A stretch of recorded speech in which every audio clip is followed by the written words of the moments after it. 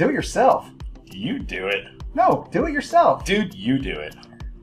Hi, I'm Scott Storace. And I'm Eric Bloom from Prime Lending. You know, you ever had this conflict where maybe it's a spouse, maybe it's your inner brain just talking, where you've got things to do around the house, but you don't want to do it yourself. You may see those ideas on HGTV, but you don't want to bust out the hammer and the nails to get them done. Sometimes you don't have the money, you don't have the expertise, you don't have the time, or heck, you just don't have the money. That's say that? I think you did. Anyhow. That's where renovation financing comes into play. Great point. Yeah.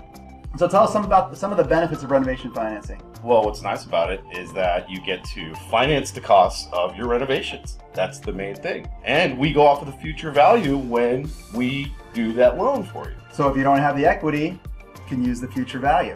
What else? You don't have the time, right? Or the expertise? Exactly. That's where those contractors come in. Instead of us doing it, they can do it. Exactly. So if you've ever had this dilemma or this conflict, reach out to us. We've got the solution for you. Have a great day.